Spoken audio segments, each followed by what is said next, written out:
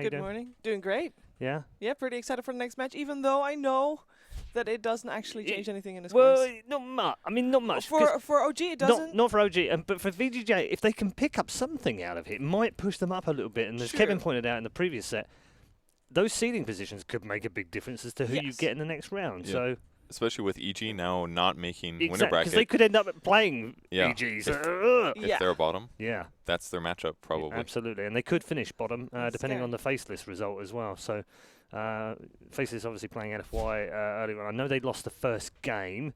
But the second one is still going on. Yeah, but they only need a point out of that to move above VGJ as it stands right now. So, big game for those boys. And that's disappointing in a way. These are guys that have got an automatic invite to the Kiev Major. We've been raving about them for about what seems like all year.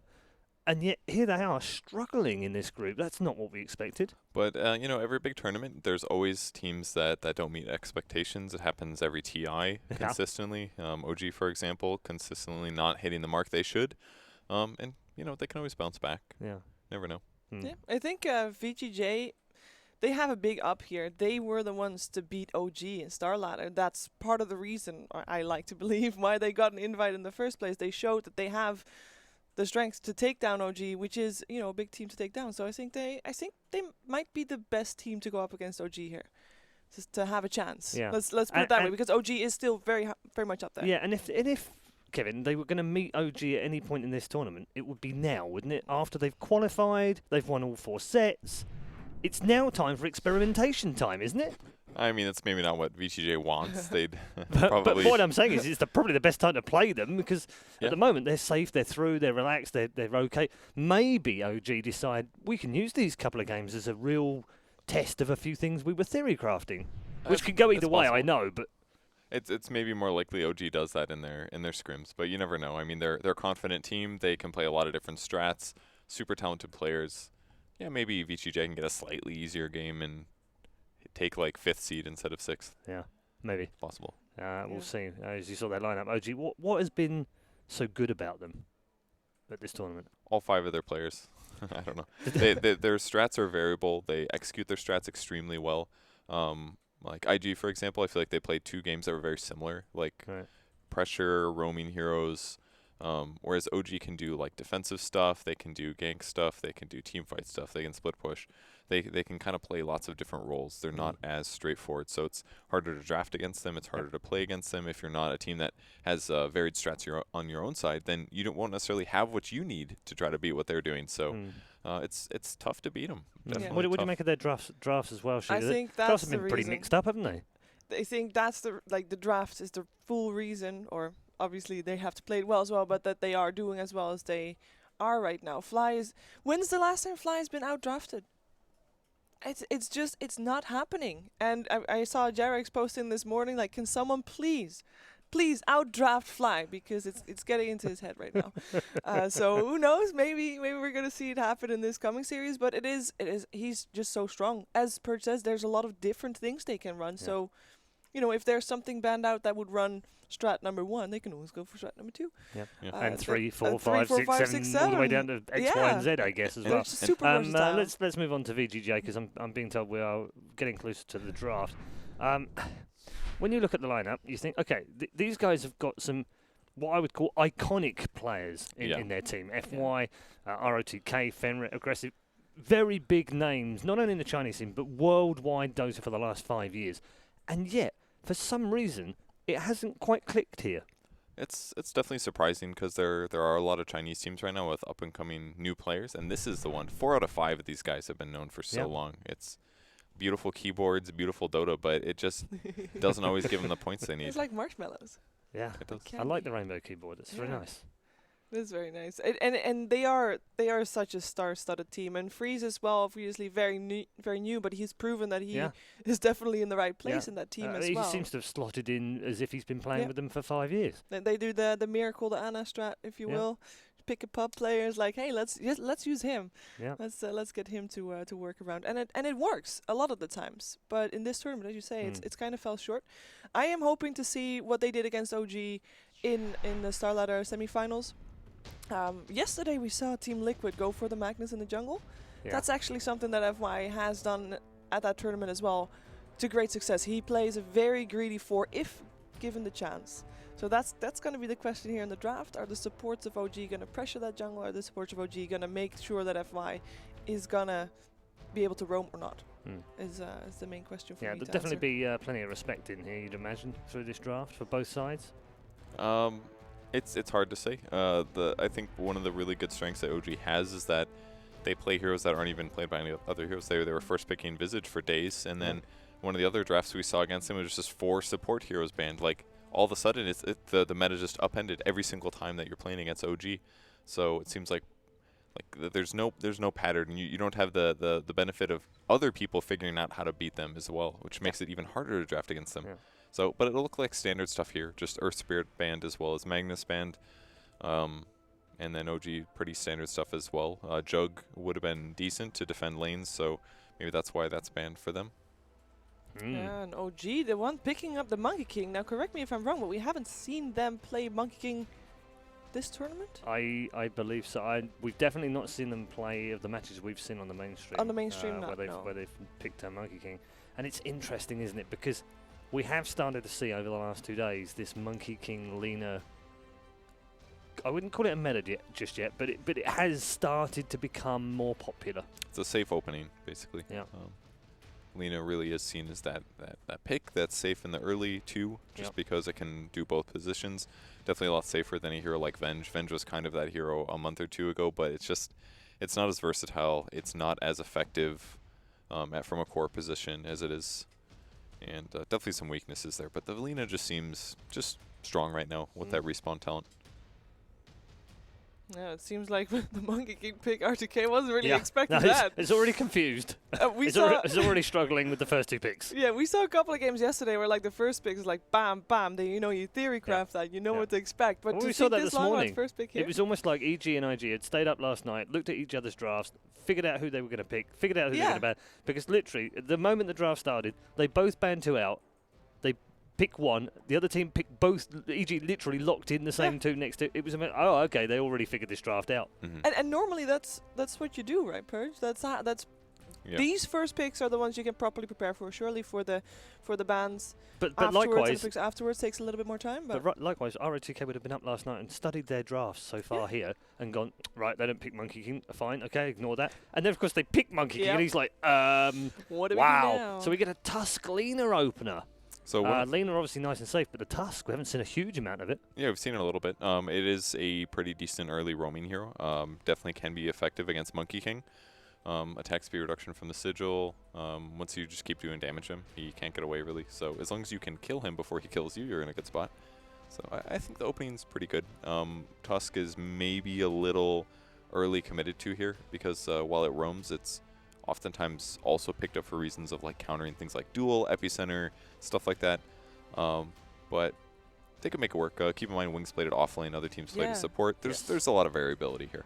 I mean, variability with Lina as well in that regard, so fairly open. OG maybe be a little bit less open with the Monkey King already to be expected to be the 4, but doesn't mean that it's less scary in any way. I'm really curious to see how much pressure OG applies early game, because sure they're normally very hot in the rotations, but they're lately not as kill heavy. They're more objective heavy in the early game, I feel. So it's going to be a lot of fun to watch. That's important. Kills do make objectives. So. Yeah, that's true. That's true. What OG one of the teams that picked Tusk? Yeah, Jarek's they had one game yesterday, didn't they, with Jarex? Yeah.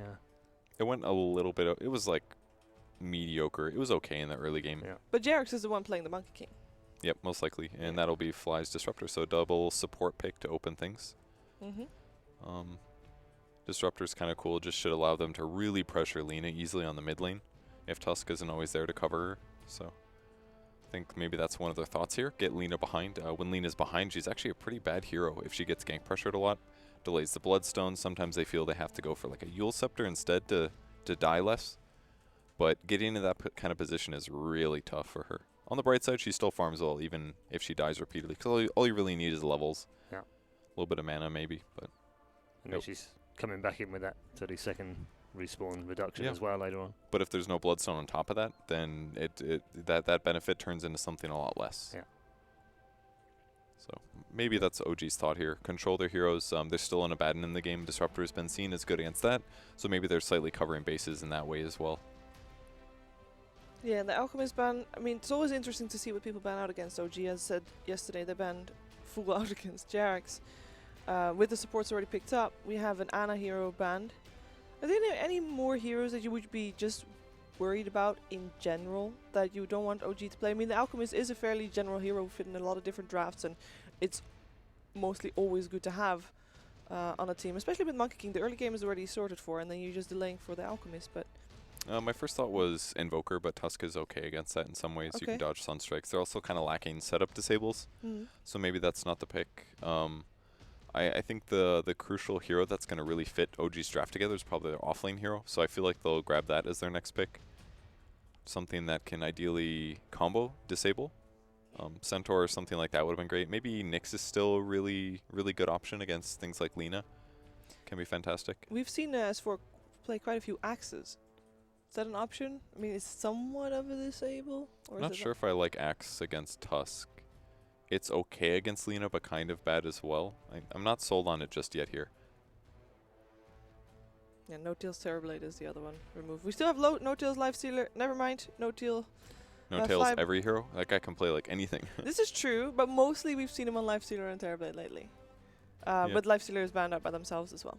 So, can't have that. We'll see. He played a Troll last night. That could work too. A little bit less good against Lina, though, with all of her burst damage. But once you get a BKB, it's definitely very safe. But getting to that point can be tough. So they ban Weaver, maybe thinking they're going to lack disables. When you have a Tusk roaming around on the enemy team and you have a Monkey King for yourself, do you need Disruptor to be extra free to roam around as well and help out? Or is he fine sticking on the lane, supporting a bit more greedy carry? Or he's fine. I think Disruptor as a support kind of needs to stay in the lane the first 3 minutes. Get level 2, 3, 4, something like that. And then you can definitely participate more. And I think Monkey King's a better roamer anyway, so I think it's totally fine if Disruptor just sticks in his lane. The Warlock pick definitely gives VGJ more laning options, although they're pressurable. But it's also a good team fight on top of that, so I think it's a good pick. Maybe prevents slightly something like a Slardar coming out of OG. I think Slardar could certainly work. For the offlane? Yep, for their offlane. We've not seen a lot of 3 Slardars. We've seen him as support or a 4 position. Yeah, that's definitely true.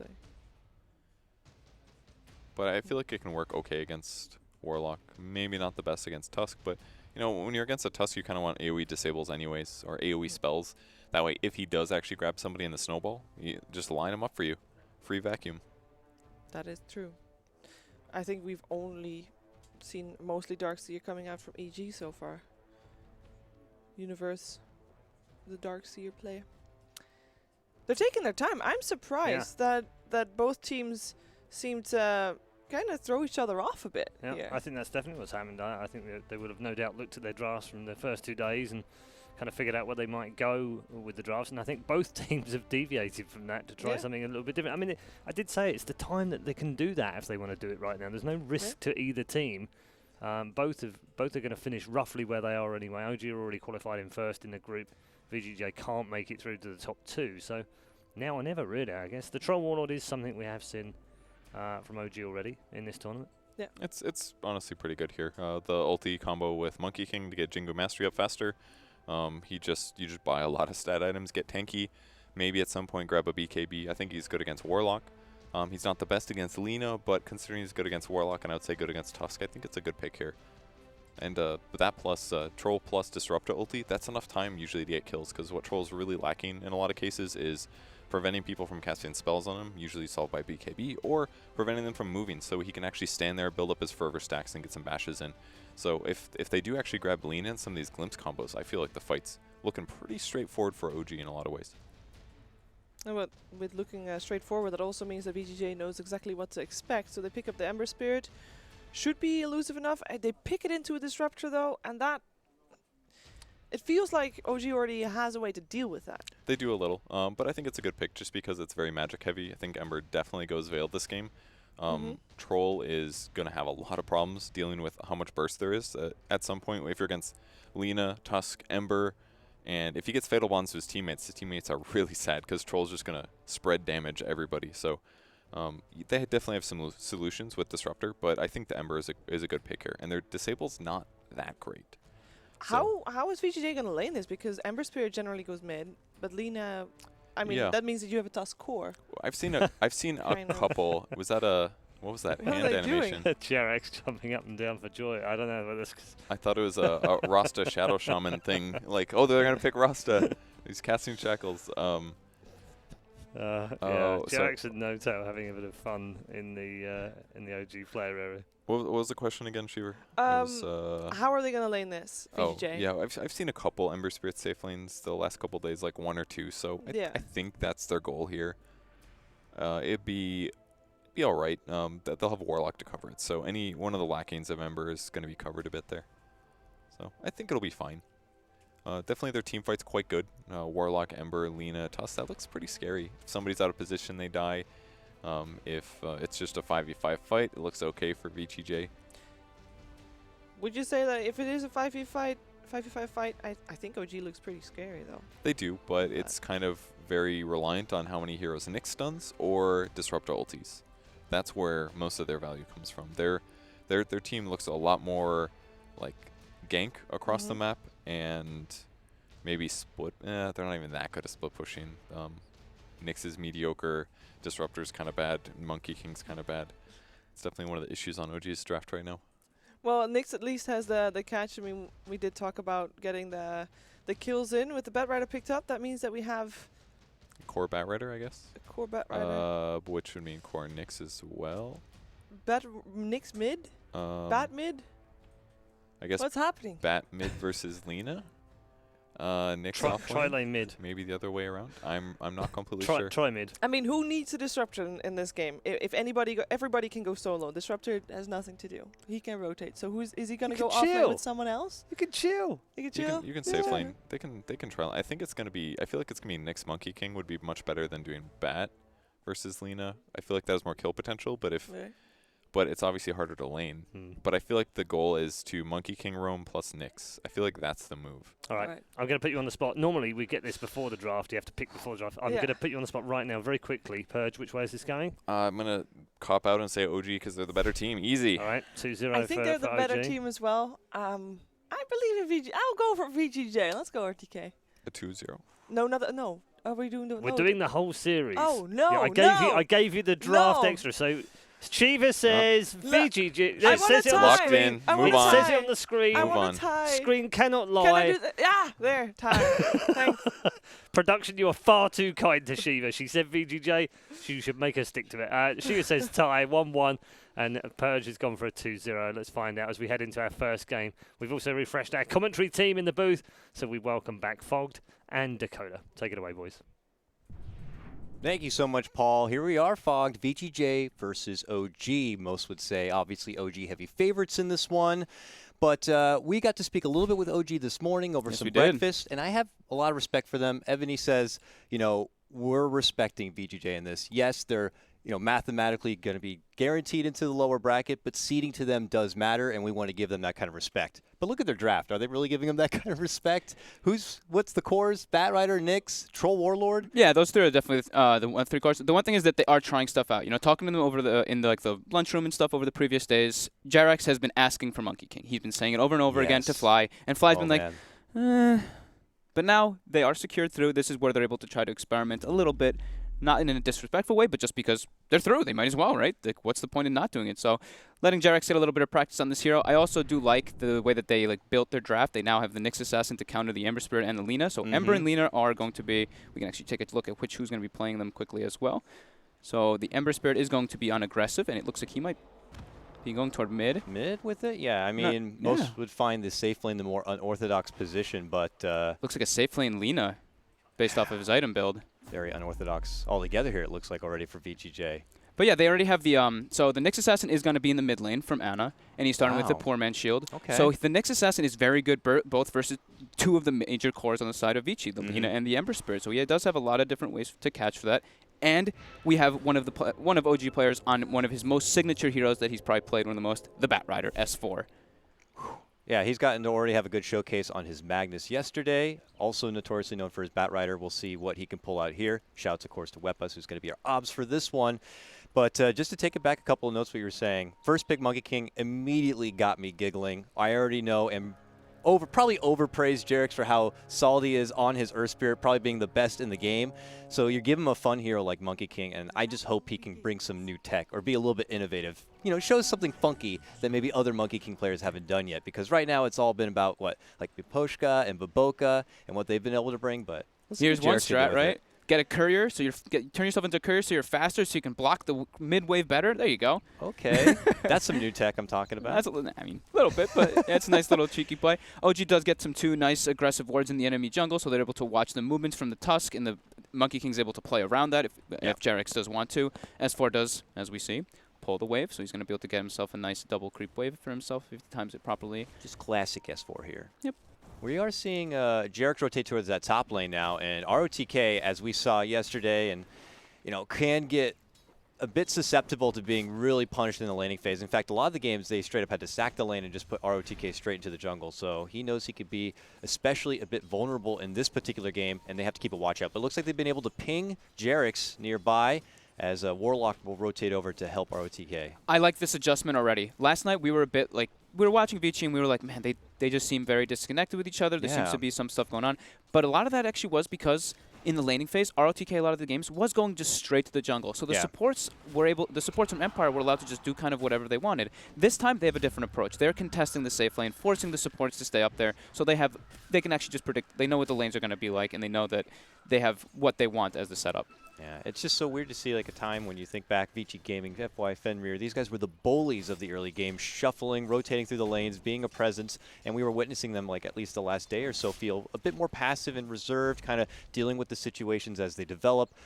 Here, putting more of an assertive tone in the laning phase seems to be a good uplifting note for VGJ rather, heading out of the gate. So, well, S4 is got a quick level 2 He's got here. 6 stacks on FY already, but they do have a lot of burst damage to be able to bring him down. He has to be a little bit careful in the way he positions himself. So does FY. If he stands on the Firefly for too long, he might just burn down quickly. Snowball coming through. He's got a lot of stacks on him, though, but they're able to bring him down first. Very nice. Now, he will get the return burn kill, but obviously the XP boost going to be going the way for Freeze on this one, and VGJ securing the first blood makes it all the sweeter here. It's a lane that we haven't really seen too often, but Tusk Lina, there's an immense amount of burst, and you have the setup for the Lina, so S4 does have to be a little bit careful in the way he plays in the aggression. But I think he got what he wanted, It doesn't really matter if he dies at the end there. He unfortunately doesn't get the experience, but at least he forces the wave, He forced him to go on him, so the wave equilibrium gets messed up, and now he gets a double creep wave coming under his tower. So very important for S4 to be doing that. And he's going to be sticking to this. He's not going to resort to the jungle. He puts a bottle into his quick buy, so he's going to keep just pressuring that lane, force the Tusk to stay there. After an unfortunate misspell, some Kale on the keyboard here. Vegan problems, I guess. No Tail is going to get back into the action, and we'll see Jarex rotate back up towards his top lane. ROTK has been able to kind of manipulate and pressure the pull camp a bit, but this time they're looking to maybe punish him. He's been able to kind of pull some of the creeps out and towards his side. It doesn't look like they're going to glimpse him back or go for any sort of setup. Yeah, only level 2. Yeah. Not having the glimpse skilled up just yet. Jarex only level 1. They don't really have the greatest amount of chase potential just yet.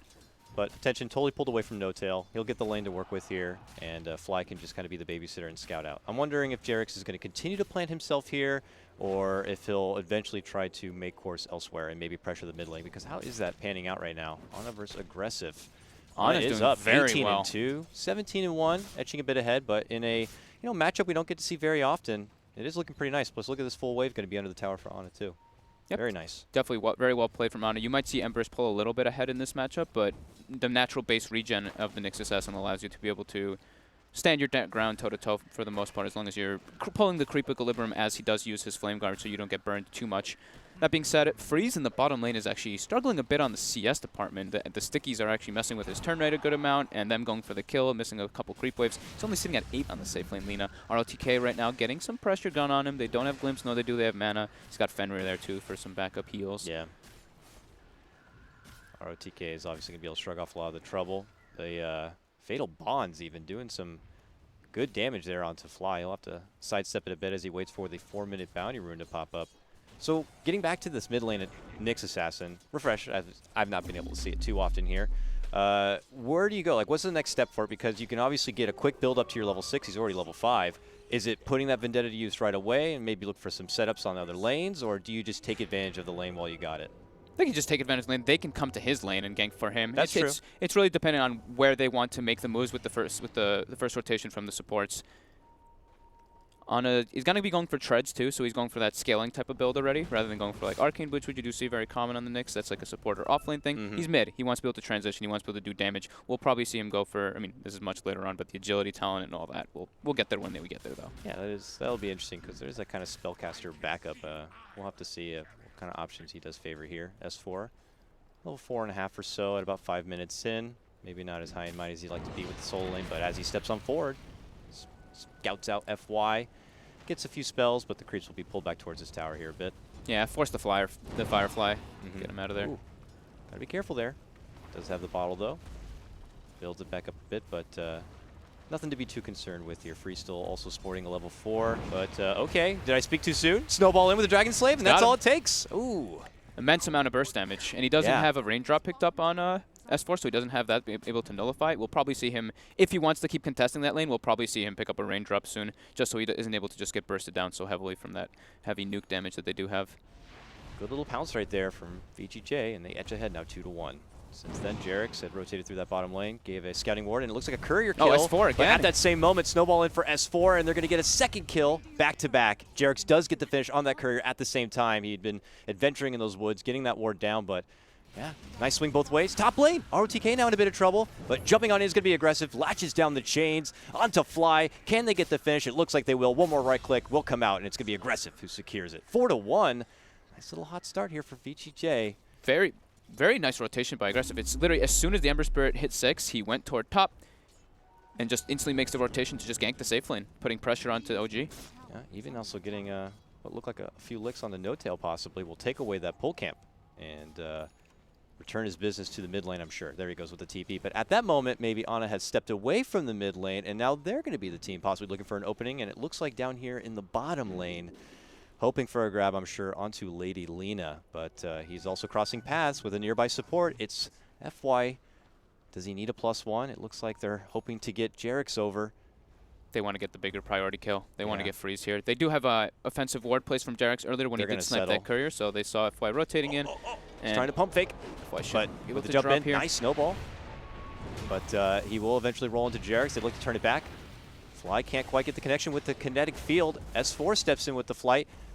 FY is just drawing their attention all the way away from the Lena. It looks like he eventually should go down, but you know, OG were not able to get that more precious prized pick on the Lena. So took him a bit longer than they wanted. A couple spells off the mark. Yeah, leaves a little bit extra time for aggressive there in the mid lane, and obviously for OTK in the top lane to only be dealing with the 1v1 against No-Tail, which it looks like he's been pretty happy to kind of get in the face with No-Tail.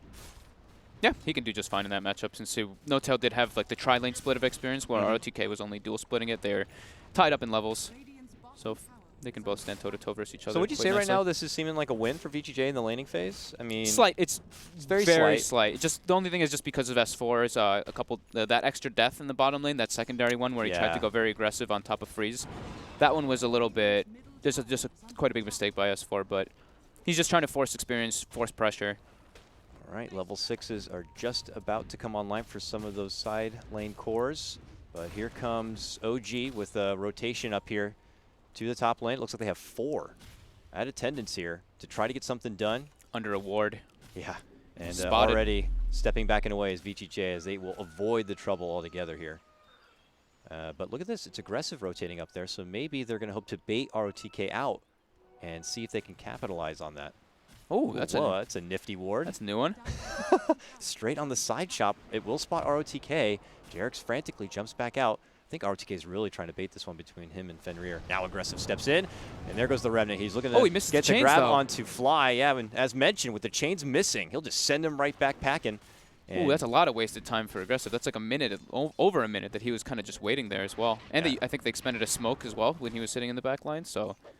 He just stops and he's like, I'll just kind of try to find some farm with the jungle nearby and eventually rotate back to the mid lane. But a missed opportunity for VGJ. Now it's Ana back on the move, gets hit with the LSA, then the shards. He's like, do they know I'm here? No, they don't. But he does end up moving past them, and he's looking for the setup play. But you know, Sentry's down. Oh, they just popped the sentry. He's going to look to run back. The snowball's already going to be there, though. They turn it back. He gets the Carapace, reflects it right back in her face. Wonderfully played there from Ana, and they're going to get the kill. And mid lane, they will end up losing their precious Jarek's Monkey King because Aggressive will be able to slash him apart. But ouch, favorable poor Freeze. trade for OG on that one. Yeah, Freeze just, I mean, the snowball duration, the stun of the snowball is very low on early levels. It's only 0.75, so he didn't have the timing window to get the Laguna, but Ana, with the preemptive play to pop the Carapace and just gets a perfect reflect. Nice pickup there for him. Solo pickup as well. It's very important. Pings up bottom lane. I believe we do have a lasso now onto the Batrider, but they're going to be the ones making the move. Trying to tie up S4. Shards blast past him. Laguna still on cooldown. Yep. S4 knows this is up. Oh, he's feeling a bit frisky here. Backups on the way in the form of the Jarek's Monkey King. Fly is getting toasted up here, but so is S4. Yeah, FY almost dropped that one. Very close. Luckily that he had the 6 sticks charges to put himself into survivable region with 40 HP. He's still hanging there. Highest net worth still belongs to Ana on this one, with Aggressive just kind of nipping behind. No Tail had been still residing in that top lane, continuing his grind to farm. And has the phase boots for now and is looking to truck on forward into your more traditional build-up. Nothing too surprising here. Yeah, just the phase Vlads that we've been seeing majority of players do. But things do get exciting once you get that ultimate online with a Monkey King ult, I'd imagine. So we'll see what kind of global presence they're going to be able to have. Lots of setup potential. Jarek's kind of flying through the trees on a Vendetta, and then that global pressure from the Troll. OG have strong kill potential as we begin to creep into the mid game here. Yeah, that's actually, you reminded me of something I was going to touch on during the draft. That was another reason why I really liked the way OG's draft was set up, is they have a lot of different ways of vision to be able to just scout where VG's movements are. And VG has a very team fight oriented lineup. Just looking at them, of course, the Legion Commander and the Ember can kind of go for these type of pickoffs, but for the most part, it is a very team fight oriented one. And with the Monkey King and Nyx Assassin and Batrider kind of scouting you out, OG might be able to pick and choose when they want to take fights and when they want to just be like, okay, let's just go for pickoffs, force reaction, split push, and go for maybe roast trades or something with the Troll. Got to give VGJ's lineup credit, though. It looks like they do have some good counterfight in there. I mean, imagine a dramatic rock turnaround, a snowball clutch play. I mean, they could turn fights around very easily here. The flying courier, Monkey Courier, hiding and scouting, slowly sees a certain little Fenrir here. Scouting everybody. Ana also creeping in. You're talking about the vision here. OG put it to display, seeing a lone little Warlock all by himself, but do they know the other VG members nearby? Now FY shows himself. Little do they know, they are under the watchful eye of OG. Freeze is already out, too. These guys are going to get dove. FY and Fenrir. Is it safe to show ourselves in the daylight?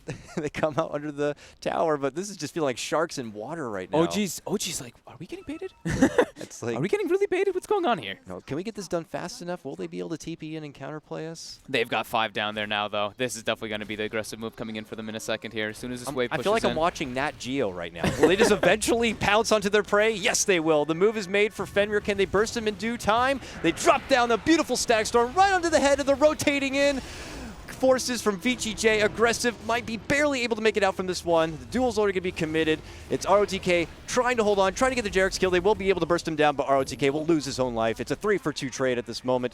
Ana caught under the tower, eating some pot chops, while Aggressive is trying to hide and avoid S4 here. S4 trying to dish out the stacks. Look at this buyback party beginning to come out from VG as they try to rotate in to make redemption out of it. They do end up losing out on their precious Ember, but then they'll finally get the S4 down. What a ridiculous long-winded fight, all under and behind that tower. They don't get at the objective, though. They don't even pressure the objective, really. It's a full HP. That was actually a very clutch press the attack by ROTK in that fight, though. Aggressive got lassoed. It got instantly pressed the attack off, and he actually ends up surviving for quite a lot longer. They don't really end up netting themselves any other kills for mid, other than the S4 Batrider who dove to try to get Aggressive. But yeah, there's a pretty formidable defense coming out from VG, knowing that OG had all 5 heroes, and Freeze was not there. Freeze was like, he bailed right before anything even happened. He was just like, peace out, Fenrir. Good luck, FY. I'm out. Like, this is fishy. But how many buyback? 2 buybacks for that? Return play, I believe? I do believe it was just FY. Oh, just FY's buyback. Yeah. Okay. Which is, I mean, he gets more from coming back at this. It's so early in the game. The buybacks are so cheap. He gets a lot of experience for picking up that S4 Batrider kill. Definitely worth it for him. Now I'm going to think big picture here. What do you think about late game? Because you're talking about OG not being able to kind of get the objective done. Should they be pressuring to get these objectives done? Are they the team with the weaker late game and that they don't want this one to really pan out further? Or do you think that they should still feel pretty confident sporting what feels like almost a single core troll? they have pretty good high ground defense, and they actually have objective takers. They have the Troll to take buildings and to take Roche, while you look at VGJ's, they don't really have that great of building hitter. It's what, it's the Lina and the Legion Commander. Oh, Jarex jumps to a tree. It gets immediately taken down. He's insta-stunned and insta-killed. First duel, ROTK, first showing of the Blink Dagger. Wow. Quick hit and run right there in the top lane, and OG look for a response here. Rotations come out, smoke from the 4 as they begin to head up north. So we kind of thought that Aggressive was going to go for the Veil build because of the massive amount of magic damage that his team does have. But okay, as I'm speaking that, we'll hold that theory because they've already made moves. Hog tying up ROTK just after he gets his first duel. They'll duel onto him and finish him off. Ooh, the shards barely missed the connection onto the proper no-tail target. On the other side, Ana, good carapace onto Aggressive, but now they turn their sights onto him. Here comes Jarex trying to jump in, but no, the tree goes down and he gets stunned. S4 cut his teammate's tree. Now they're able to get a good glimpse back, looking to go for FY. They drop down the Static Storm onto his head. The stun's going to miss that mark, but will catch onto Freeze. This is awkward for OG. They're super awkward, yeah, but they won't be able to make it back to the high ground and avoid the extra pressure here. A lot of swings from both sides, but how many go down? 1 at the end of the day? Yeah, it was just ROTK in the beginning of the fight, and that was it. But Warlock ult was expended, and they had to use Static Storm and the Vendetta, which are much lower cooldowns with that. I think OG's pretty happy with them not really losing any heroes after that kind of weird scenario. Jump in on which good stun connection. ROTK had just gotten back from that previous takedown, and they're going to look to bring him down once again, and they do. Rotations in. FY could also be the next target as he's snowballing in through this mid lane. Meanwhile, a chase on for Fenrir here. Ana in pursuit, moves in, swings once, gets the connection on the second time. Carapace looking to go for the stun on Aggressive, but Aggressive gets the finish onto Jarex. Now they're looking back for Ana, and they'll get that one too. Double kill for Aggressive on this mark. S4 will head out the other side, and it's going to be a promising trade for VGJ as they go 2 for 1. Oh, these are the dream games, dude. 11 to 10, it's 15 minutes. We just have kills nonstop back and forth. Everybody's just running at each other, constant aggression. Even when the ults aren't up, this is just really good Dota right now coming out from these guys just running at each other. I mean, by good Dota, I mean entertaining Dota. Non-Alchemist Dota. Non-Alchemist Dota.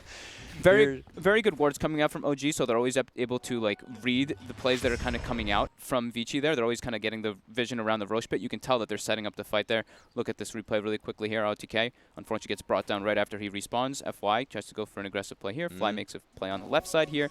Ana actually here holding his stun. He gets actually the 2-man stun onto Freeze, but Aggressive coming in with that nice triple remnant, able to clean up while S4 cleans up Freeze as well. Fenrir got a decent fatal bonds, and it did soften up OG a lot, but they just didn't have any way to kind of get those clutch finishes. I mean, losing one of their DPSs and ROTK at the start of the fight certainly doesn't help, but... and we did just miss Jarex actually dying in the mid lane too. Aggressive just with a haste rune runs in and just brings him down very quickly. So, as I was touching on, Aggressive is not going for the Veil whatsoever. He went rush for the bots so that he could get involved in the fights as quickly as possible, and then he's going back for a Blade Mail. Okay. So being able to deal with a little bit of new. Yeah, a little to deal with that raw physical damage from the Troll Warlord. He's able to just pop the Blade Mail. I like that. It's pretty good. Okay, here comes OG now. Creeping on in. FY, close. Dropping down the ward here to get some extra vision. Peeking into that mid lane. FY Fenrir, the dynamic duo. Oh god, Fenrir does get spotted. They hit him with a Thunder Strike. They could glimpse him back into a safer spot to go for the finish, but they decide to commit on in. Static Storm. That Static Storm right on top of the head of both him and FY will allow for the easy double finish. Did I speak too soon? Turn back Snowball, jumping for RTK, but the Carapace stun locks him in his place, but they'll still get the finish of the dual damage going the way of RTK, but he will not survive much longer. They will be able to slash him down. Turn around from Aggressive though, stepping in, securing a mega kill streak as he slashes back onto OG and now runs right back at him. It's going to be S4 stepping off once again with no tail as it's a 3 for 3. The place that they took the fight, though, I mean, it's a 3 for 3 trade, but they're not getting the objective that they want. Like, they want to be able to set up for those kills, get the kills nice and freely, and then pressure the tower easily. But that's not happening because Vici's responding instantly, and now Warlock ult's going to be up again. Yeah, I was going to say that was also done without the benefit of the Rock, too. I mean, Vici are very good at just getting quickly at attendance and being able to take strong counterfights. So yeah, I had thought that they were going to glimpse him back so that they took the fight in a little bit of a different position here, but... Can't fault them, though. They get the beautiful double Static Storm. ROTK's waiting on the outside, and then Freeze is able to come in cleanly. FY takes a bit too long to go down, but at that point, it just gets a bit awkward for OG. That Carapace again onto the Lagoon. I did see that Weapus was trying to indicate that to us during the fight as well. Aggressive hitting him from behind right there also just really hurt. Gets a good shot in. And now look at this. ROTK, adamant, right to the Monkey King. Flexes his muscle as now he's sporting sweet 30 extra damage. Okay. On it with a 3-man stun. Mini Ravage right there from Ana finds himself in chains, though. Right under the tower. Rock Rock going to be dropped. committed for it. Okay. Ana steps back. So I guess they're going to like, oh, we got the rock out. Let's go for the tier 2. OG They don't really have this one. They don't have good building hitters though. I don't think that they can really go for this one too easily. There's glimpse too. They really have to watch the way that they go for this pressure here. They're in that kind of awkward spot where they just got to make the most of the situation they're in here. Ana Nice press the attack again by RTK. cancels out the stun on aggressive here. They go back and they're now barely able to get the tower down to half of its life, but now the jump's going to be made from S4, getting a commitment on for FY. Pull back. Stack Storm going to be dropped from Fly. Now they move in, trying to get the finish on aggressive, and they'll zap him down. Laguna on the other side almost gets the finish. They'll finally get the grab. It's No Tail on the other front. Going to get dropped, and now FY finds S4, gets the uppercut, going for the TP. Do they have a glimpse? Doesn't need it anyways. They'll be able to finish him off. So a 4 for 1. Well, 4 for 2 because Jarex dies right in the beginning earlier, and then Freeze actually had to use his Bloodstone Suicide. So kind of 4 for 1 trade, but yeah, great front from OG. Jarex coming in from the left side, forcing the fight into like this weird like Venn diagram that we do see. We saw the Monkey King ult come out, and then the Disruptor ult right next to it, so that like Venn diagram of doom. Even It's though so crazy. Even though Fly's Static Storm actually wasn't like perfect, it did the damage that was proper to get the Ember Spirit locked down.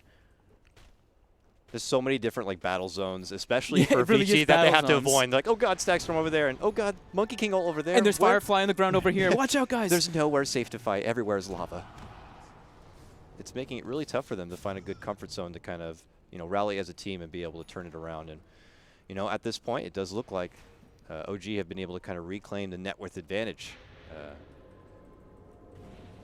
Handing over a fair amount of kills on the side of Jarex. Didn't help earlier in the game, but now they're being able to bring it back. Still have plenty of objectives ahead of them to get taken care of. Mid-tier 1, top tier 1 still stand. OG have had a lot of trouble being able to follow up these skirmishes, and here we see a bit of a deja vu. Back at mid lane we go for OG. They've had very good vision this entire time around this mid area near the Roche pit too. They're really just trying to they're trying to get like a big fight to be able to claim this tier 1 mid and then go straight for the Roshan. Oh, they drop a Ana sentry. gets spotted. And he makes it back. Okay. Just lurking on their side. No ideal opening for OG. They have pulled VGJ at total attendance towards this mid lane, dragging away from any sort of free farm off to the side. Finally, Freeze will step off and go the other direction, but now it's No Tail and Aggressive swinging a bit. Aggressive will peace out back towards that mid lane. And VGJ probably consider moving forward down that lane a bit to see if they can grab any OG members. It's Jarex nearby, up in the tree. ROTK jumps towards the ancient camp here, spots out Jarex and actually goes for the duel. They have the shrine nearby for the TPs, but it's going to be S4 jumping in, looking to go for the lasso. The burst will be there from Aggressive to go for the finish. The rock's going to get dropped, coming out from VG. OG step back a bit, but No Tail moving in, goes for the finish on ROTK, gets hit with the Laguna, tries to run back out, gets trapped within the shards, and will end up getting taken down. Ana now looking to move in, actually Stun misses off the on the mark. stun, and has to fight for blink out to Vici. Safey. It's going to be Aggressive with a double kill. Hoping to get maybe a little bit more, but strong fight for Vici. Fight almost looked a bit awkward for a second, but then, yeah, the Static Storm not being on the mark, Aggressive being able to jump over it, they just were able to fight because of the response and where the fight was taken, right next to a shrine. They're able to just all TP in and take the fight. So he would get a chance to look at this again. Duel coming out, TP's coming in. Lasso coming through, Ice Shards kind of isolates, but see, the Static Storm wasn't able to really grab anybody. Yeah. Beautiful Rock coming out, and then Aggressive in the back lines here, able to clean up. Now Okay. S4 going for a little bit of harassment onto Freeze. So when you know you have a good game is that right after a replay, there's already more action happening. Here we go, shift back after S4 makes a bit of assertive move through the bottom lane. Now could find himself in a set of trouble. Aggressive blinking in. Ana's there to help out. Steps in with the stun, but ROTK, he wants more. Can he get him? No, suddenly No Tail shows up. Hits him right in the face with a tomahawk. It says, get the hell back. All of OG's rotating. Is Ana going to be able to set something up? No, they decide to just pack up. Man, these teams are throwing down. Vici's responding very well to the aggression, though. OG's making extremely aggressive moves, maybe in some places that they probably don't want to be picking the fights, maybe being a little bit sloppy, a little bit adventurous, but Vici responding very well into every single time, bringing 4 or 5 heroes. Freeze. Spotted by Ana. Hit. Can he get the finish here? With the troll ult. Yes! With the troll plus ulti. Agi treads. Gets it done. Superior pick there, taking out Freeze, taking down more of those charges. It's a ROTK big chunk of money, too. on the prowl does not like that. How dare you? Yeah, now Ana's going to be going back for that Midas, so, you know, scaling as much as possible since he's a mid-Nyx. He's running around a lot, not really hitting creeps. You know, Nyx Assassin, you're not supposed to be showing on the map, so he's doing the job perfectly. Going to be going back for that Midas so he stays relevant. Poor little Fenrir there we saw. He's trying to at least get that Midas online for himself, sitting at that bottom of the net worth. Would love to get a little bit of extra greed going so he can bulk up that ult a bit. But at this moment in time, we'll just have to find elsewhere to spend a little bit of that me time here. Same where FY. Underfarmed on the supports. OG's probably feeling, they're not like unhappy, but they're not probably as happy as they should be, as they want to be, because you're playing a troll lineup and you never claim your tower in the top lane. You actually never even hit the top tower, and the mid tower is pretty healthy as well. So they're not really getting to like claim those objectives and claim themselves the opportunities to go for the Roshan, because when the tier 1s are up, it gives VGJ a lot more options to be able to contest that. Even though there is the shrines, of course, as well, it does. You want to be able to close that map control just a little bit so you get access points into their jungle. Okay, back in the mid lane we go, moving in immediately, jumping onto S4. No, that was Fly. Gonna get hit with the nice setup there from FY with the Walrus Punch. Stack Storm will be dropped. But, didn't expect the Blink Dagger, I don't believe. Yeah. The instant initiation coming out. Both Aggressive and FY having blinks now. Nice little debut there for him. Over on the other side, Ana and Jerix stalk him a bit. Are they thinking about moving into going for the Rosh? It looks like it here. It's ROTK who has to be kind of doing all the dirty work inside with Freeze. They don't kill that Rosh too quickly, though. I don't think they can really do this one. So I think they'll opt to pull away here. OJ will be able to rotate over. That's okay. Snowball back in for mid lane. They have vision onto Ana, moving in with the duel with the uppercut. They'll get it done. They keep losing a lot of heroes in that one spot. Yeah. Ana and Fly back-to-back deaths right there. Now VG's like, okay, now we kind of have a window maybe to go into the Rosh pit. Lots of farm here as we see though. No-Tail supporting the highest net worth, farming the bottom lane during all the meanwhile. I think OG are still considering this. S4 Bat Rider always has something to say as far as Roshes go, but can he find his way to get close enough? They're already able to kind of zone him back. Do they dare go for this? Long bump of the flame break. I think they're going to just see this one out. No, without Ana, without their mid laner, it's just a bit too risky to go in like that. They don't really have the disable without him. I mean, it's pretty much completely relying on Fly landing a clutch static storm kinetic. Oh, they want more. Ana. They want to make a fight happen here. They get the chains, but the force creates the bit of space there for Fly to avoid the trouble. This is frisky stuff right now. VGJ, it's not like, oh, we got the Roshos backpedal a bit. They get it, and they're like, let's take fights now. And they move in. Double chain setup from Aggressive. They turn around with a Static Storm. Helps a bit here. They might be able to get the lockdown finish for OTK, and they will. A one-for-one trade, but now the Rock going to be committed onto the top of OG's head. S4 barely holding on. Him getting the lasso, hoping that they can get the burst with the assistance of No-Tail, but they will end up losing with the help of Laguna. Aggressive isn't even going to lose the Aegis either. Oh, no, he's still alive holding on. At the high ground. He's trapped up there, but it doesn't matter. They get the finish, and they wipe out OG. Triple kill for Freeze. A hell of a fight for VGJ, and as you said, not even costing him the Aegis. There's so many different forms of lockdown. Freeze was just kind of chilling in the backsides throughout, I mean, every single spell, all over the place. Every ROTK is like, oh, I'm getting Static Storm thrown on me. I'm perfectly fine with this. If Aggressive is able to get out of those Static Storms and Freeze isn't in the Static Storm either, that's like the perfect fight for VG. When ROTK does those type of moves, it's just, yeah, it's exactly what they want to happen. He wants to be the damage soaker. He wants Fenrir to be able to get the golem off. He wants Aggressive to be able to do all the damage possible. And Freeze just still sit in the back line, land several hero stuns and a couple Dragon Slaves and the nice finisher onto the Troll Warlord with a Laguna. Man, he got a lot of charges back on that stone, I'm sure. Oh, yeah. Jeez. Sitting at 14 now, and he's very close to that Aghanim Scepter to burst the Troll, even if he does have a BKB. And the BKB is going to be coming out shortly, so it's kind of like a little bit behind timing that No-Tail would want. He would want to have the BKB in that last fight. Now he's going to have it, and Lena's going to have Aghanims in order to pierce through it. Can't be too little too late, though. Do you think OG can still make something happen on the back of this BKB pickup? Yeah, they can still make something happen. It's just that, yeah, it's like you would want your BKB to come up just before the Aghanims, but now it's at the same identical timing. It's VG just being in a great position. Yeah, exactly. Maybe credit to VG. They didn't pump the brakes after that Aegis. They just took it right to OG and capitalized on that window, and they're looking to get more here. Ana, deep commitment in with a duel, will secure the extra damage for OTK, and they're looking for more. They spotted out Captain Fly nearby. He has a glimpse. Well, may try to send someone back, but it is not happening here. He gets easily taken down. Another twofer going to be claimed from VG. Looking to fight back. They hang at the bottom of the group, but they're taking it to the top seed right now. This is looking pretty grim for OG. This is ridiculous. Here they go, ascending into the high ground and sieging away onto the tier 3. Freeze easily doing work from the low ground. ROTK takes the melee range. But now an assertive jump in comes out from Aggressive, chaining down S4 here.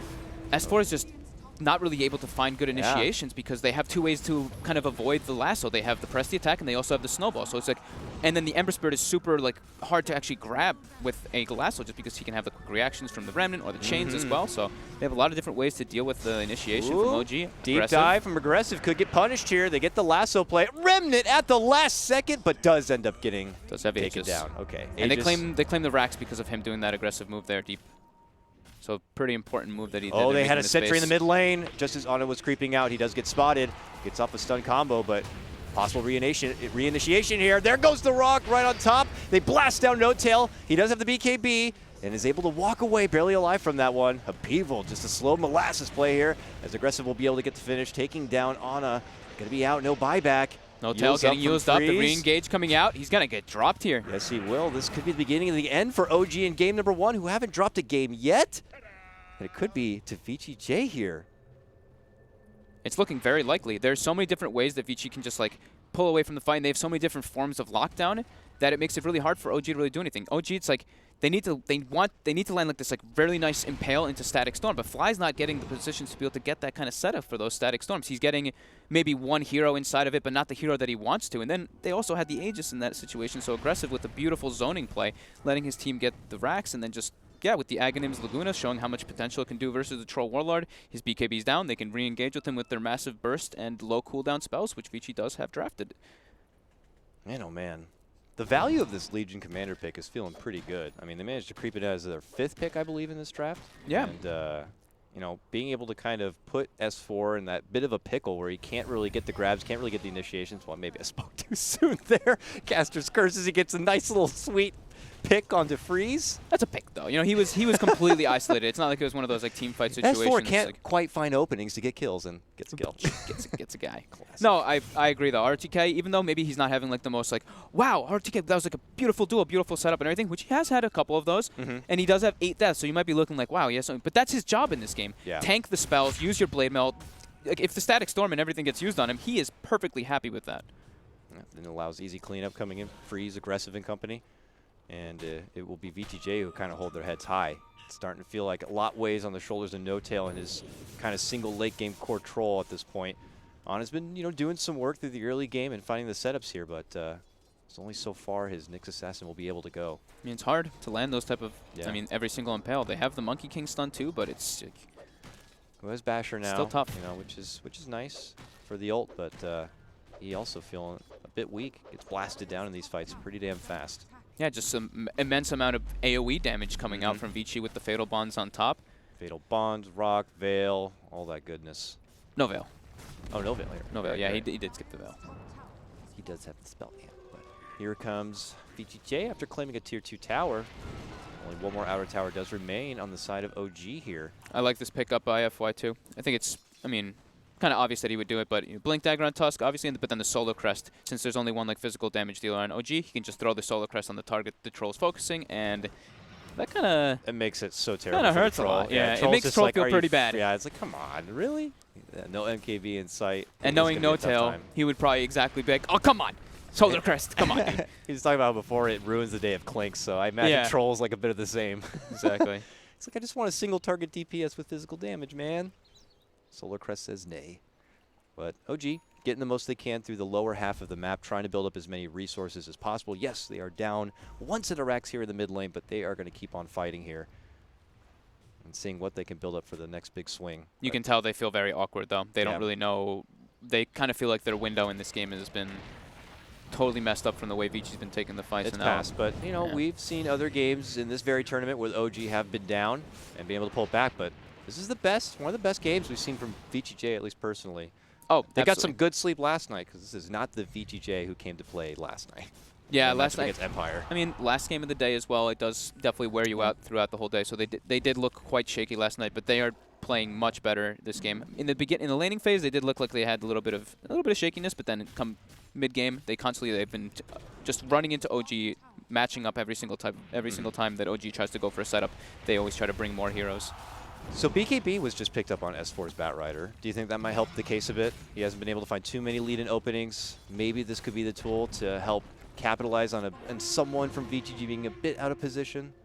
He can try. He does have the, he has the BKB Blink Force set, but they still have the tools to be able to kind of, I guess you can say, counter away the lasso because they have the rock follow, the rock counter initiate, but then they also have the snowball, the press attack, as I was mentioning before. They have a lot of different ways to just mess with S4's attempted initiation. What would you think would be the best case scenario? Like get a hold of Fenrir far from ROTK and take him out of the picture first so there's no rock? Or is it maybe taking out ROTK from the fight first and foremost? You would want to get Fenrir, but there's that's impossible. Fenrir's going to be sitting way the hell in the back. I think he's in a different game. I mean, he even got the 150 cast range talent too, so he could actually be in a different game and throw the rock.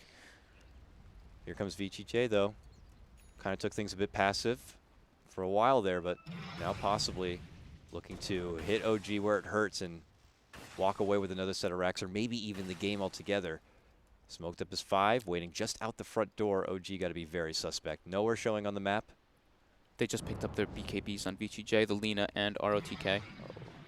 Although it's going to be very hard for OG to fight once the main heroes on VG turn yellow. It's going to be very difficult for them to really make an engagement.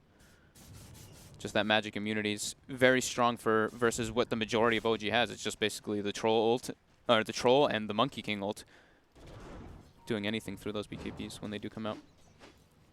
And I mean, No-Tail's farm has completely stagnated. He's the same items he's had for the last 9 minutes or so.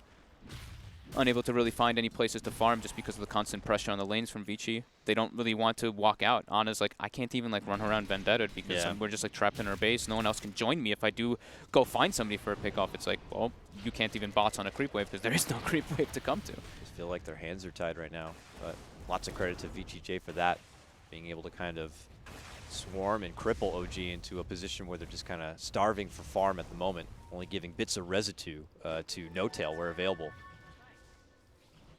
And here you see a matchup between the 4 positions. Started pretty strong for Jarex, but here you see FY 21 to Jarex's level 14. You want to see the... that 40% experience game, delicious. I'm sure that plays a factor. Yep. Double damage, ROTK, taking it to Roche here. Doesn't look like OG are considering countering it all. Instead, countering the vision. Countering the vision instead. That's just outside their base, I'd imagine. Yeah, you could see Fly there. With that mid wave, the racks being lost, the waves just constantly pushing in on them, they can't really even farm effectively at all. Everybody's just kind of sitting around. They do pick up a gem now onto S4, so they're going to try to clear out some of the vision that Vici does have, but Vici has a gem of their own to keep that aggression up. Haven't been able to see OG in this kind of position in this tournament very often. Only one other game I can really recall that they had to pull out one hell of a comeback. And they might not pick Jarex Monkey King anymore. Oh, don't even though that. it's not because of him, but anyway. Grab, look at this. They do grab Fenrir, he gets grabbed, but the press the attack coming out. There it is. Not good enough. ROTK will be there to assist, but as I say that, aggressive just inside the base, be a bit too aggressive on that one. Will quickly lose his Aegis. Now the lead in duel comes out from ROTK. Quad Remnant almost forward to go for the finish on No-Tail, but they can't get it. He wins the duel and the damage, looks to turn back onto aggressive. He tries to avoid the rest of the trouble, but eventually they will catch him. He goes down, does a buyback. Not looking to commit it here. Laguna flash onto Jarex. We'll get the finish. And now with Ana up in arms with FY, goes into Burrow, gets scooted back, but that regen is not going to be good enough, and he ends up going down. Now the buybacks might be forced out here from OG. The first one going to be coming out from Jarex. FY still stuck inside, looks to go for the snowball. S4 takes him to the low ground here. Jarex bops him with the stun. FY still stuck on the inside. It looks like they'll get a few last right clicks to go for the finish. Yes, they'll finally get it. But turnaround play from Fenrir gets off a pretty good fatal bonds. Lingering damage onto S4 as he tries to hide back and away here. VGJ have just been hanging through this mid lane, still fighting this ridiculously long-winded engagement. Freeze will finally get the finish as he pummels down Fly, but no buyback was forced out. That was through Aegis. That was through Aegis that they actually did that. Oh, No-Tail bash locked aggressive all the way through the Aegis, then aggressive comes back up, and they were able to actually clean him up a second time with the follow-up ultimates. That was fairly impressive defense from OG, but still Vici coming out ahead. Yeah, I'd love to see this again. Started out with, as I was mentioning, maybe one of your best cases here, but, ROTK a bit too close, able to kind of take off that lasso. And then aggressive, just like, oh, I'll take it up on myself to move right in. And he just gets locked down. No-Tail just living here, too, was pretty crazy. Barely. The bash is coming out from the Monkey King ult over and over again. Aggressive jumps in, gets caught by the mana burn. He doesn't have any remnants left to be able to survive, gets brawling up. FY takes out and cleans up No-Tail, but then Freeze, again, just still being able to do what his team is making space for. Freeze is just sitting in the backline and throwing, 15 spells in these team fights. I feel like if that Monkey King ult was also just a little bit lower, it would have had connection on both Fenrir and Freeze. Fenrir, who was like channeling out the upheaval, and Freeze, who's like free throwing out nukes from far away. That could have been a bit concerning with all the bashes, but fortunately just a little too far up. But hey, props OG. They put up a pretty good hold for now, and it puts VGJ in a bit of an awkward spot where they're going to have to probably stall out a bit. But as I say that, they seem to be congregating here through the mid lane and might begin to engage on a new game plan. But nearby is OG, hanging in that high ground. They still have to be, you know, the game isn't secured by any means just yet, so they still have to be a bit careful. Wait for the rock, don't play too aggressively. They did have Aegis there, and they saw what just happened, so they're probably feeling it a bit. They're probably like, wow, we just had Aegis, and we went on high ground, and we didn't really claim any objective. We got some cool kills and stuff, but do they have rock yet? They're still like moving down this mid lane. 12 seconds. Yeah, but OG might get the jump onto him. They scanned them though. They did get the scan on the left side just before a couple seconds ago, so they think they do know that something's coming up from behind them, but they're not really in a position that it seems to No-Tail pops his BKB, and they've already made their move. The jump-in lasso play is there. They're looking to go for the pullback. Can they burst through the Lina in time? The counter rock is going to be able to come out on top of the Static Storm. Freeze able to barely wiggle his way up, but Fly's trying to get the finish there. He'll turn around, Laguna Fly right in the face. The upheaval. No-Tail stuck. ROTK looking to go in. He's able to get up the life, then he goes down. The Bloodstone sacrifice to ROTK keeps him alive there, just barely as he swings against No-Tail. Now it's aggressive, hanging with ROTK, trying to go toe-to-toe against Ana, and it looks like they will be able to do it. It's VGJ able to come out on top of this one, but Ana's taking a lot of tankiness here. S4 from the outside shows himself with a flame break, and that's when Aggressive looks to make his move. And he cleans up ROTK with the flame break, but he pays with his life. With the chains coming out from Aggressive, he's going to be cleaned up. Is he? Or is he? He should be. Yeah, he should be. Okay, he's done for. 4 go down from OG. The only buyback available is on S4 at the moment. That's maybe it. Yep, this may be it. VG just very good the way they're taking these fights. Another Bloodstone sacrifice, keeping ROTK in good form in that fight.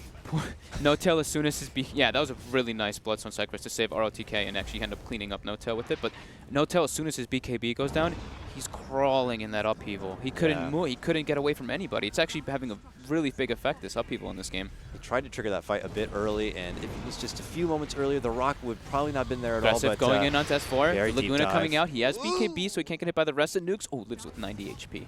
Barely back inside. Aggressive even trying to go for the final little slash right there, but they're able to kind of force OG back and easily clean out a second set of wrecks here for themselves. 41-25, taking it to the top seed. This is looking pretty secured now for VG. I would say it's very, very, very low chances of OG being able to come back on this one in any means. Yeah. Feeling one of those desperation mode smokes maybe could be in order. We'll have to see if it's either that or if they want to just anticipate maybe a misplay, looking in for the greedy finish from VGJ, but they might need a lot of misplays though. I don't know if there's much room for that. Been a wonderful game from Freeze already. You can see tremendous amount of hero damage here as we see a lasso play, top lane. Yeah, they do get ROTK, and a snipe isolated. on their ROTK. All right, while on the other front, Aggressive looking to come in for a bit of redemption. Aggressive tries to hide under a Shadow Amulet, and they actually don't have detection, so they'll just sit in the fire a bit and wait that one out. And it's going to be Aggressive who's forced to pull off. So, all right, more time here for OG to feel good as they claim a little bit of extra net worth. They're not giving up. That's a great thing. They're That's the thing about OG is that, you know, they have had actual games kind of, I mean, not at this point at 42 minutes, but in this tournament they did have a game where they were like down 3-18 and ended up swinging it back. So not counting them out just yet, but it's very, very low chance of them to be able to win this one. They do now have the Lincoln Sphere finished up on the Troll Warlord, so he's able to block the Lagunas with his BKB up. Taking a look at a couple of the other pickups. Jarek's finishing up the Shadow Blade. Fly just has a Yule Scepter, so he's going to be able to set his kinetics up for himself and be able to break the Lincolns. And what is that? What's that Fly got? He's a level 25. Old Tusk. All right. That XP, though. That XP. Look at that. 700 health. Look how tanky he is now. Jesus. Look at his armor, dude. 39 armor with he's a 2600 HP. He's going to be extremely difficult to bring down. Wow. Well, OG making what they can from the map right now, and hopes that they could keep this one breathing for them. But it's all a matter of kind of getting back out, getting the ward, getting the vision down. But it does look like VGJ have ascended past the river. Here they come. What could be the final hurrah here? Will OG be able to hold? Scouting up above. Uh-oh. Jarex has been spotted. They've got a Goes gem, to the though. low ground, and they will be able to take him out. Ah, the monkey. Quick cleanup. Okay, one man down now. He has no buyback either. That's tough. That ulti could have been high value if you want to be able to stop some of that channeling. Like that ridiculous upheaval. We'll see what they can do. Oh, immediate blink in from aggressive here. Able to change down No Tail. Looking to fight back. Pops out the ulti. The stack storm will be dropped. A commitment in from S4 and the pullback trying to grab aggressive here, but he has that Lotus as he's going to be able to reflect it right back onto S4. The duel's going to be committed here, locking S4 in his place, and they will be able to get the finish. Both him and it looks like Ana will be taken down. Buyback already going to be forced out. There's the stun on forward. Freeze able to dish out the right clicks, and No Tail will be dropped. This seems to be it for OG in game number 1, and they throw in the towel. Woo, they VG. finally take a loss, and to all people, it's going to be VGJ who claimed the first win. I would say that Vici definitely did have some great highlights in this game. I'd say that OG had some sloppy moments when they were going for some like some kills and stuff that you could tell that they were like, why are we fighting here? Fly unable to get some static storms just because it's really hard for him to place. It's like, okay, either Ana gets the impale and I get a follow-up static storm, or we're getting chased out and I have to do these like awkward like static storms just kind of to block an area, but then it's like, oh my god, we don't have our big team fight ultimate. It's like pretty hard for OG to really fight when Vici is just at an even level just because of the massive amount of team fight and where the fights were taken, near the shrines, near the tier 1s. Vici always just able to respond. Yeah, OG had a lot to be able to bring to say that we want to be able to take fights here when you're mentioning the Static Storm, the Monkey King Ultimate, but it never really always fell into line for them. And credit to VGJ with that draft. 5th pick, Legion Commander seemed to work out very well. Had a good laning phase between him and Fenrir. You were saying at the start, it's nice to see him be more proactive and assertive in the laning phase, not, ROTK just go to the jungle and make it work there and sack over the lane. This time they're more proactive, and it works out for them. So yeah, absolutely. What's that? Let's go ahead and throw it over to our panel right now. It's Paul and the gang. We'll see what their thoughts were on game number 1. Thank you very much, gents. Yeah, we'll come back to you for game 2, of course. And a victory for VGJ, but more importantly, finally, we've proved that OG are human, after all. They have managed to lose a game. What do you put that down to? Well, I think like Fog pointed out, I think Jarex's Monkey King was a little underwhelming. He seemed like he didn't get that much done in the early game. I really liked his ultimates consistently. They were very good, but there was a couple moments where his inexperience on the hero showed, especially in the last example where he died. Rather than jumping to a tree and then leaping with his damage ability to get away, he just jumped down and Shadow Bladed, which was the wrong reaction. So I think little moments like that definitely hurt them. But certainly it was all really the mid-game momentum that VGJ got from their Blink Daggers and mobile heroes. They took OG off guard many times in places where OG felt safe and forced him into bad fights. So it was really just amazing early mid-game fighting by VGJ, I think, that won this game. Yeah, the moment that Ember Spirit reached level 6, he rotated top, we got a kill there, making sure that the top lane was salvaged, because at that point they did need help. And overall, just a lot of rotation from VGJ. This game was a skirmish, basically. Yeah. There was very often times where everybody was just on one lane and the rest was just, let's just do 5 versus 5 battlegrounds here, because that was the game. And I actually thought, OG's got a good lineup to deal with that. Their cooldowns overall a little bit lower than VGJ's, for example, on the Warlock. But somehow VGJ just, especially FY and the Tusk, I feel like made those skirmishes go their way. Yeah, he did really good in the laning stage and the mid game.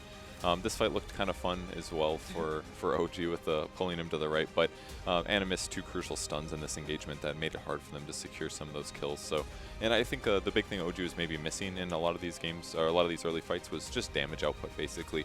And they tried to solve some of that with treads on Ana, and it was definitely really fun to watch him play this game. I think he did a pretty darn good job, but there was a lot of fights as well. This fight was just beautiful. The Blink Daggers basically allowed them to take this fight against OG and gave them this good opportunity. Another really good ulti from Jarex, but all the fights were so difficult. And look how many low heroes there were. FY gets down to 1 hit. Yeah. There was another hero, I believe, that got really low. Aggressive. Gonna be on the cliff so soon, or Jarex is just there on the tree, being like, all right, easy kill, here it is. I'm going to get the kill, going to jump down, get it. Doesn't even clean that up. It's just so tough. VGJ looked really strong this game. It's overall, I mean, I did like Ana playing or rather I liked what Ana did with the Nyx Assassin, but I wasn't convinced that that's the hero for him. Obviously he's a very skilled player, but I always feel like later on in the game, and especially because this game did end up going probably later than OG wanted it to go. you still have a Nyx Assassin that probably would have done the same thing if it was a 4-position Nyx Assassin or a 3-position Nyx Assassin. Not like he could have had a more impactful hero. I think that like he played it well, but at the same time, was that really the hero? I agree that he could have a more impactful hero, but I feel like he did his job mostly. Yeah, the issue was I think something the casters pointed out at one point was that they didn't have very many towers. If you remember, the early game was a lot of OG posturing around the safe lane, which is really what they needed to do because they hadn't taken a tower yet. And if your opponents have all of their towers and you have a Nyx Assassin, you are in a really shit position, because that means that all of the places that you can look for kills are more protected by true sight and detection and stuff like that. So it just took them so long to even get that one tower, and when they did get some kills out of it, but the rest of the game was them being controlled, killed in the mid lane repeatedly in the rivers. It limited their aggression, and every time that they died, it gives VGJ another chance to try to take a tower. Yeah. So if OG had just gotten a couple more towers early, maybe the safe lane tower before like 15 minutes, maybe the mid as well, whole game would have been different, because Troll would have had so much more space to farm. Batrider the same, Nyx the same, his ganks would have been less predictable, the Monkey King's vision would have been more useful. Yeah. The whole game would have been different if OG had just gotten off on a slightly better foot. I think they could have won. It's unusual, isn't it? I mean, unusual with the first fact is 45-minute game, still got the mid tower up. Yeah, that's so weird. Didn't even pick one. But also for OG not to focus on objectives, because they're so objective focused normally. Yeah. You normally see them like, other teams want to engage and they're like, no, we're not interested. We're just doing the objectives. Leave us alone. And they'll get out and they'll clear off and they'll come back and they'll focus on objectives. And we didn't see that from them this time round. It's partially a push issue. It's something I pointed out in the draft, that Nyx Assassin doesn't push waves super fast. Disruptor doesn't push very fast. Monkey King doesn't push lanes very fast. It's basically just Troll Batrider, and both of them are also a little iffy. It's not as easy as Alina. Consistently seeing her as the top farmed hero in the game, no matter what. And she doesn't even have the most god tier stats, 11, 6, and 18. It's great. He's got insane net worth, but it's like Lena's OP right now. Yeah. It's a fact. I was talking to Shiva about it. It's starting to look like that, isn't it? Also aggressive, having a great game on the Ember, 19-3-22. That's impressive. Yes. And No is that MVP? Getting 32 bonus damage from the duels as well. But yeah, aggressive. Yeah, he I would give it to him. He played pretty well. I mean, there were many times he just got out of trouble with what seemed like a sliver of health. Well, that's he's spamming his R button a little bit, but I think his KDA is amazing, absolutely. I think FY is maybe my follow-up MVP. I think his laning, felt like a really good Tusk. I felt like Tusk did a lot of stuff that game, saved allies and things. But either way, 19-3 and 22, that's the KDA of Legends, where you're like, okay, you are clearly a good core player. You made the plays. He set up a lot of kills, didn't get out of position, and he's playing against a disruptor too. That's really dangerous to get caught in that ulti. And it also stemmed from them being everywhere all the time. Like you're saying, all the towers were swapped. VGJ was just the moment that there was a bit of pressure coming out from OG, because they obviously know that they should take some objectives. Yeah. Everybody of VGJ was just there. The Tusk is in there. Ember comes out to help. Aggressive is just, he's a very solid player. Normally he plays a carry. He is a fairly aggressive carry player, and I know that that pays testament to his name a bit there, but he does live up to that name. Not all carry players are as involved in team fights as he is. Indeed. It does beg the question, of course, how are they at the bottom of this table if they've been playing like that all tournament, or have they been playing like that all tournament? And if they haven't, why not? When I saw the game developing, all I can think is there's so many good teams, and we have no idea what's going to happen. This was like the most expected prediction yet, and there we are. It was fun to see new heroes, cool play styles from VGJ. There's a lot of really good Chinese teams right now. I'm so excited for kind of scary in a way, the finish of this tournament and everything else in the future. But it's an odd year, so they can't win TI. You're right. There's absolutely no way. It's impossible. They can come second. No, absolutely. No, they can come second in odd years. That's fine. That's acceptable to the meta.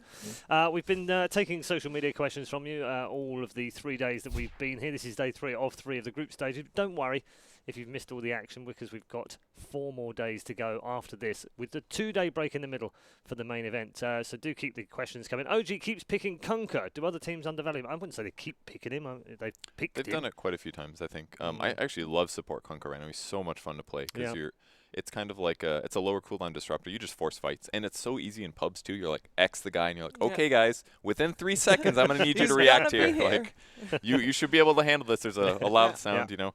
In pro scene, it's a little bit harder though, because Kunkka is very, it's like mostly control. It's control, good stuns, decent nukes, very good nukes once you're 6, but like later on in the game it can be a bit iffy. So it's kind of difficult to coordinate. Like there's definitely very good things about Kunkka, and you get to abuse things like X marking your allies to get them back in the base, keep your tempo up. But he definitely has some issues, certainly. So undervalued by the other teams, do you think, Shiva? It's a bit of a comfort pick as well, or comfort pick. Just a go-to. They have a strategy with it, and it works. And I think other teams have just different ways of winning games. Just overall different strategies. In all, I think in regards to saying like it's a bit of a disruptor hero. He's also great when you're ahead, but not that great when you're behind. Yeah. So you gotta know that you're gonna be doing well in that laning stage. Yeah. If they get a BKB, then your Kunkka's kind of bad, and you can split push lanes really well. That's definitely a very good thing about the hero. But at some point, it has to be torrents into boats, and even landing boats against really good players is tough. Like think how hard it is to kill an Ember Spirit. If you mistime your torrent boat or something, it's just a fraction of a second he's gone. It can be really tough to play the hero sometimes. Okay. As I said, we have had plenty of questions. Thank you for all of the questions that you've been sending in to the Reddit post and on Twitter. We'll continue taking another question right now. This one is, is that me? What was that one moment that made you fall in love with Dota? Ooh, and that's from Wickham as well. Wickham, yeah. The one moment, I don't know if there was one moment. Surely. No, I don't know. Was it Jakiro related? No, it's not Jakiro. It's not Jakiro related. I don't know really. I mean, I genuinely fell in love in Frankfurt when I first did that first event with you guys, and because it was just so different. I have a question. Well, like, what was it like when you first heard about Dota? Like, heard the game coming out, saw a couple Twitch streams. Like, what was it like being adjusted so to early it? on, I mean, the first TI was bits and pieces. I don't You remember. watched a little? Yeah, I don't remember watching much, but I remember there being a lot of fuss around it. It was in Cologne, I remember as well, which was a bit obviously very different. Gamescom, yeah, absolutely. So it was sort of on the peripheral of me because what was happening at the time is I was heavily into StarCraft.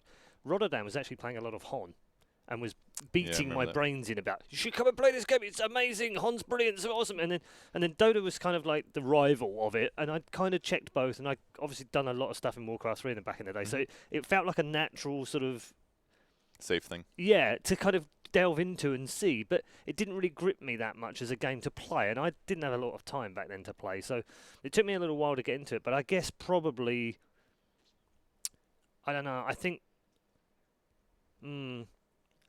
probably the documentary. Yeah, free to play. I think was what really kind of made me go, wow.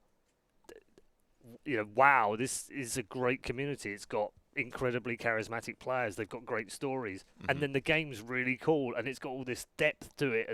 And so I think from then, really, I wouldn't say I was hooked, but you definitely kind of get it. And then you see the success of TI3. I really enjoyed TI3, for instance. Watching TI3 was just like, wow, I want to do this event. I want to do one of these events, was kind of how it made me feel. And I think once I get that bug in any game, I'm already solved. Do you know what I mean? Because there's something to aim for, and I'm super competitive. So it's kind of a bit like that. That's one of the real gems, I think, of the Dota 2 scene, is that we have this like super long history of competitive players that have been there forever. It's kind of similar to Brood War scene in a lot of ways. Yeah, absolutely. Just like a really long-standing game. You don't have to like create a scene out of nothing. It's slowly been there, so there's like cultural values and like it's like a community. It's really absolutely. And I think it was partly, and I don't want to get too emotional right now, but it was partly working with you guys. It was very different. No, it was. It was really cool. You were very very accepting of me as an outsider coming in.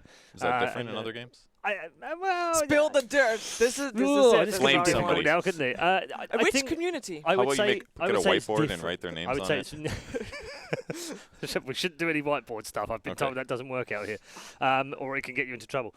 No, I think it's just different. I think there's a different harmony to it, in the sense that